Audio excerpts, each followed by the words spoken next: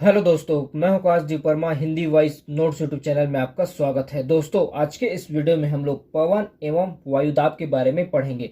Video start करने से पहले आपसे एक रिक्वेस्ट है, अगर अभी तक आपने हमारे चैनल हिंदी वॉइस नोट्स को सब्सक्राइब नहीं किया है तो प्लीज़ चैनल को सब्सक्राइब करें, बेल नोटिफिकेशन को ऑन करें ताकि आपको हमारे वीडियो के नोट्स के नोटिफिकेशन मिलते रहे। तो चलिए वीडियो स्टार्ट करते हैं। पवन एवं वायुदाब। तो सबसे पहले हम लोग वायु और पवन में अंतर देख लेते हैं कि वायु किसको कहते हैं और पवन किसको कहते हैं। देखिए, वायु गैसों, धूलकण तथा जल वाष्प के विषमांगी मिश्रण को वायु कहते हैं। गैस, धूलकण, जल वाष्प के विषमांगी मिश्रण को वायु कहते हैं। जबकि पवन वायु का क्षैतिज संचरण, वायु का क्षैतिज संचरण पवन कहलाता है। पवन में गतिशीलता पाया जाता है, वायु में गतिशीलता नहीं पाया जाता। अगर वो गतिशील है तो वह पवन कहलाएगा। देखिए, पवन वायु के क्षैतिज संचरण को पवन कहते हैं। पवन में गतिशीलता पाया जाता है और पवन की दिशा का निर्धारण फैरेल नियम तथा बाइल बेलाट नियम के द्वारा निर्धारित किया जाता है। पवन की दिशा का निर्धारण फैरेल नियम तथा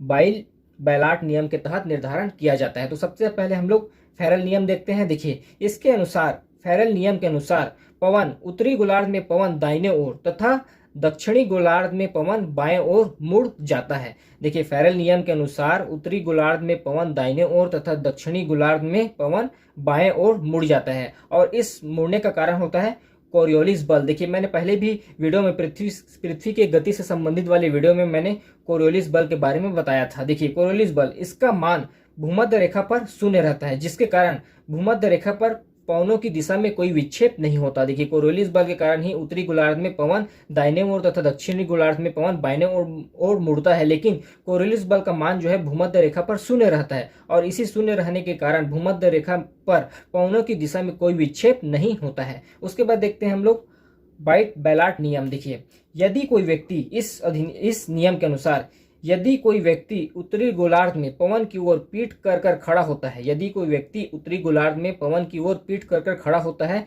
तो उच्च दाब उसकी दाईं ओर तथा निम्न दाब उसकी बाईं ओर होगा। देखिए, पवन के बारे में हम लोग और आगे पढ़ेंगे, लेकिन मैं थोड़ा सा आपको वायुदाब के बारे में पढ़ा देता हूं ताकि आपको पवनों का संचरण अच्छे से समझ में आएगा। सब तो थोड़ा सा हम लोग वायुदाब के बारे में पढ़ लेते हैं, उसके बाद हम लोग पवन के बारे में कंटिन्यू करेंगे, क्योंकि हम लोगों को पवन का संचरण को जानना है, उसके लिए थोड़ा सा वायुदाब पढ़ना जरूरी है। देखिए, सबसे पहले देखते हैं हम लोग वायुदाब की परिभाषा। देखिए, स्थल भाग या जल क्षेत्र पर प्रति इकाई क्षेत्रफल पर वायुमंडल के समस्त परतों पर लगने वाले भार को वायुमंडलीय दाब कहते हैं।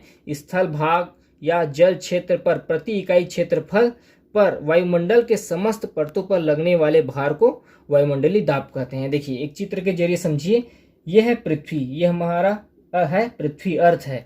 इसके ऊपर में बहुत सारे वायुमंडल की परतें हैं। तो पृथ्वी के आकर्षण बल के कारण जो तीर बना, इस प्रकार का एक दबाव पड़ता है, इसी ही वायुमंडलीय दाब कहा जाता है। एक बार और अच्छे से समझिए। देखिए, यह है पृथ्वी और पृथ्वी के ऊपर आपको पता है कि बहुत सारे वायुमंडल की परतें हैं। मैंने इन परतों के बारे में भी पिछली वीडियो में पढ़ाया था पूरा। देखिए, पृथ्वी के ऊपर बहुत सारे वायुमंडलीय परतें हैं। तो पृथ्वी के आकर्षण बल के कारण इन परतों में खिंचाव होता है, ऊपर से ये लोग प्रेशर बनाते हैं, इसी को वायुमंडलीय दाब कहते हैं। देखिए, वायुमंडलीय दाब को बैरोमीटर से मापा जाता है। इसकी इकाई है मिलीबार व पास्कल। वायुमंडलीय दाब की जो इकाई है वह है मिलीबार व पास्कल। देखिए, पास्कल जो है वह एक अंतर्राष्ट्रीय इकाई है वायुदाब का, वायुदाब मापने का। देखिए, वायुदाब सर्वाधिक समुद्र के तल पर होता है। वायुदाब सर्वाधिक समुद्र के तल पर होता है।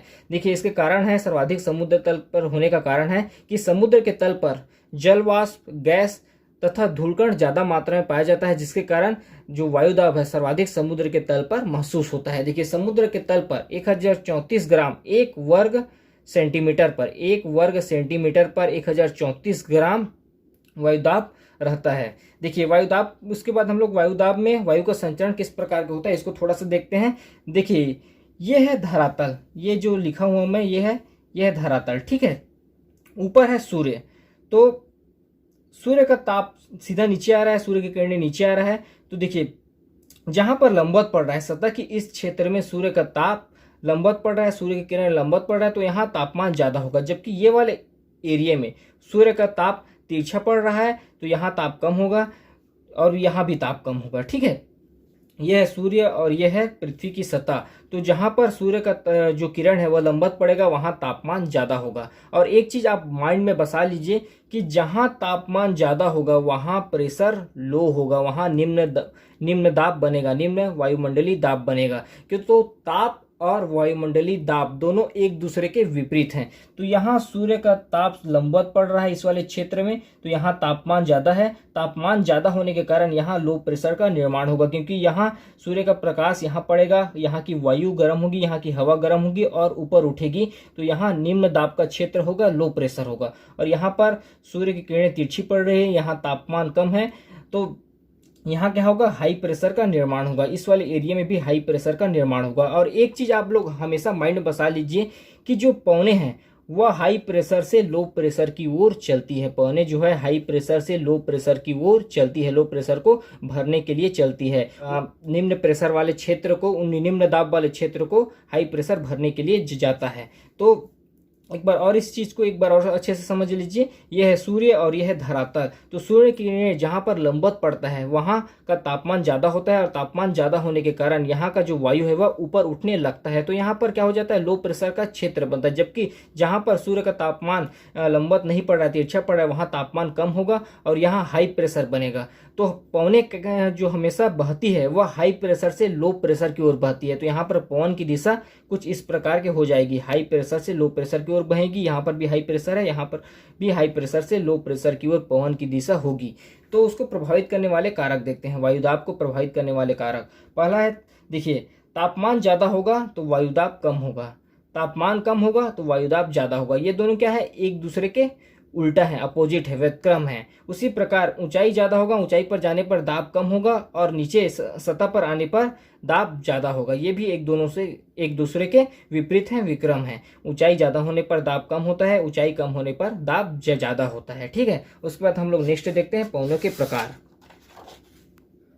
पवनों के प्रकार देखिए, मुख्यतः पवनों के 3 प्रकार होते हैं। पहला है प्रचलित पवनें या भूमंडलीय पवनें, दूसरा है मौसमी पवनें या सामयिक पवनें, और अंतिम है स्थानीय पवनें। तो सबसे पहले हम लोग प्रचलित पवनों के बारे में देखते हैं। प्रचलित पवनें या भूमंडलीय पवनें, देखिए ये पवनें, प्रचलित पवनें वर्ष भर एक ही दिशा में चलती है और अपनी दिशा में परिवर्तित नहीं होती। देखिए प्रचलित पवनें वर्ष भर एक ही दिशा में चलती है और अपनी दिशा परिवर्तित नहीं करती। देखिए प्रचलित पवनें के प्रकार हैं व्यापारिक पवनें, पछुआ पवनें और ध्रुवीय पवनें। तो सबसे पहले हम लोग प्रचलित पवनें के अंतर्गत व्यापारिक पवनें के बारे में पढ़ेंगे। ठीक है। तो ये है हम लोगों का पृथ्वी, यह है पृथ्वी। पृथ्वी पर 7 दाब पेटियों का निर्माण होता है। तो मैं एक एक दाब पेटी को, जो व्यापारिक पवने के अंदर कुछ दाब पेटियों को बताऊंगा, फिर पछुआ पवने के अंदर कुछ दाब पेटियों को बताऊंगा, फिर ध्रुवीय पवने के अंतर्गत कुछ दाब पेटियों को बताऊंगा। ठीक है। तो यह हम लोगों का है पृथ्वी। पृथ्वी पर ये जो बीच वाला रेखा है यह है भूमध्य रेखा, 0 डिग्री पर है भूमध्य रेखा। ठीक है। और भूमध्य रेखा के 5 डिग्री उत्तरी गोलार्ध में यह है हम लोगों का उत्तरी गोलार्ध और यह है हम लोगों का दक्षिणी गोलार्ध। तो 5 डिग्री ऊपर उत्तरी गोलार्ध और 5 डिग्री नीचे दक्षिणी गोलार्ध में। ठीक है।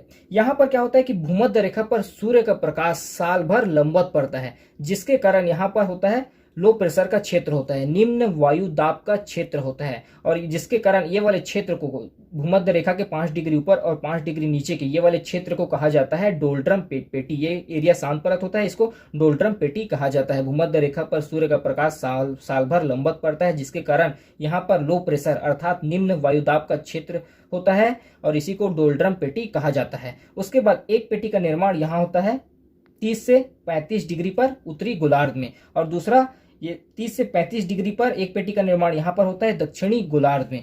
ठीक है।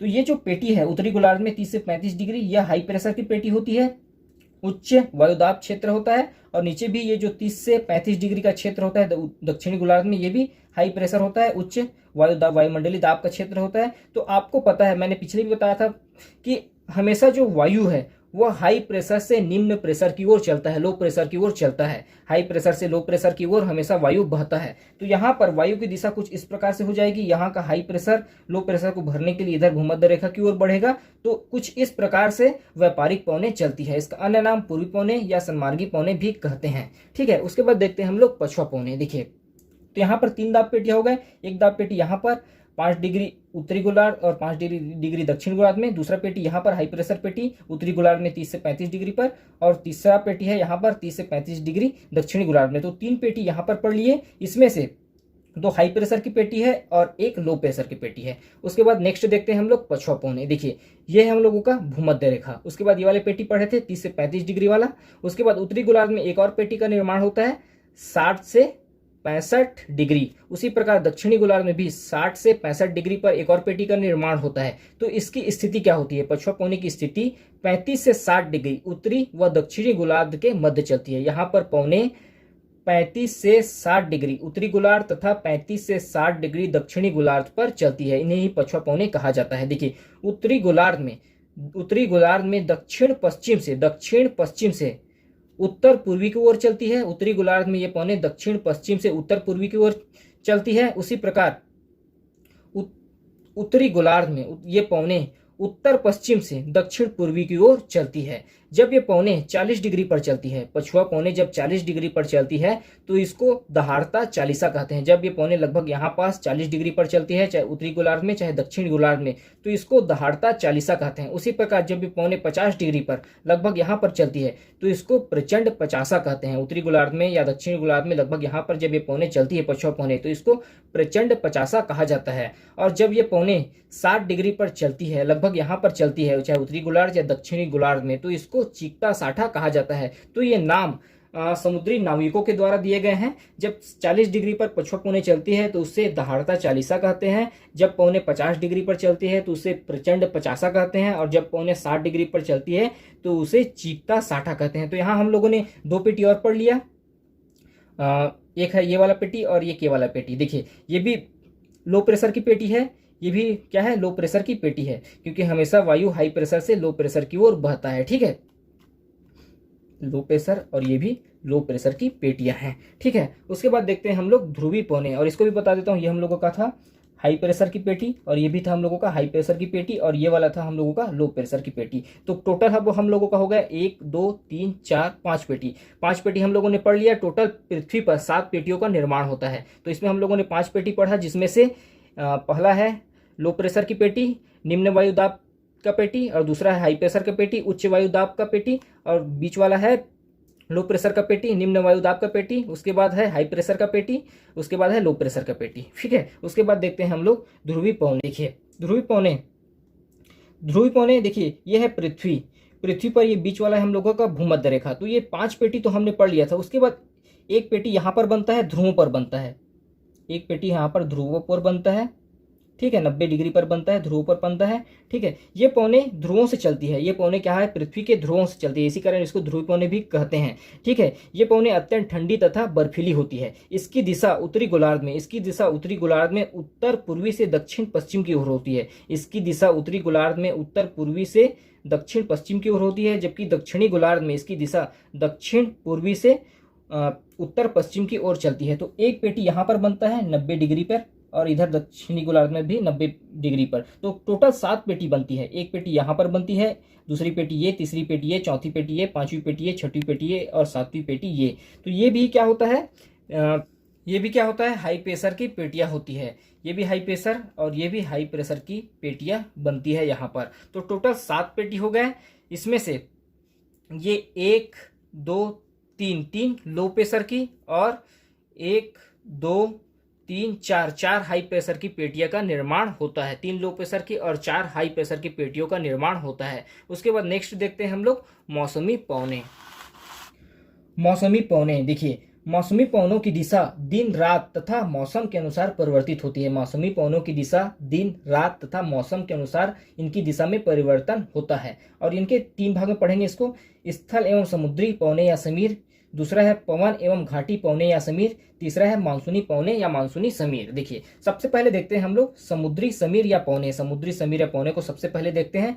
तो दिन के समय की स्थिति देखते हैं। यह है समुद्र और यह है स्थल भाग। ठीक है, ऊपर में है सूर्य।